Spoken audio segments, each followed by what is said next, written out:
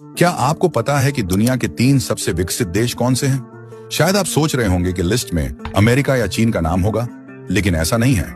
इस मामलों में चीन और अमेरिका दूर दूर तक नहीं है, क्योंकि एक असली विकसित देश वो होता है जहां जनसंख्या कंट्रोल में हो और गरीबी ना के बराबर हो। तो आखिर कौन से हैं ये टॉप 3 देश? चलिए जानते हैं।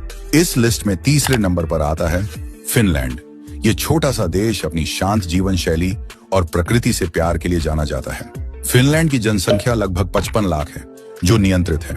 फिनलैंड के जंगलों में प्राकृतिक संसाधन और खनिज मौजूद हैं, जो इनकी अर्थव्यवस्था को बढ़ावा देते हैं। लेकिन फिनलैंड की सबसे बड़ी पहचान है इसकी शिक्षा प्रणाली। यहाँ स्कूल में बच्चों को शिक्षा बिल्कुल मुफ्त है। यहाँ गरीबी दर बहुत कम है और सरकार हर नागरिक को अच्छी स्वास्थ्य सेवाएं और सामाजिक सुरक्षा देती है। इसीलिए फिनलैंड दुनिया के सबसे खुशहाल देशों में भी गिना जाता है। अब बात करते हैं दूसरे सबसे विकसित देश स्विट्जरलैंड की। स्विट्जरलैंड का नाम सुनते ही खूबसूरत पहाड़ और साफ सुथरे शहर याद आते हैं। ये देश दुनिया के सबसे सुरक्षित और खूबसूरत देशों में से एक है। स्विट्जरलैंड की अर्थव्यवस्था बहुत मजबूत है, खासकर बैंकिंग और टूरिज्म के क्षेत्र में। यहाँ की जनसंख्या लगभग 87 लाख है, जो स्थिर है। और सबसे खास बात, यहाँ हर व्यक्ति की औसत कमाई $40,000 से भी ज्यादा है।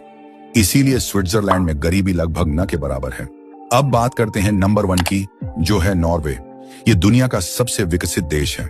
नॉर्वे अपनी अद्भुत प्राकृतिक सुंदरता के लिए जाना जाता है, लेकिन इसके विकसित होने का सबसे बड़ा कारण है यहाँ के प्राकृतिक संसाधन, खासकर पेट्रोलियम और नेचुरल गैस।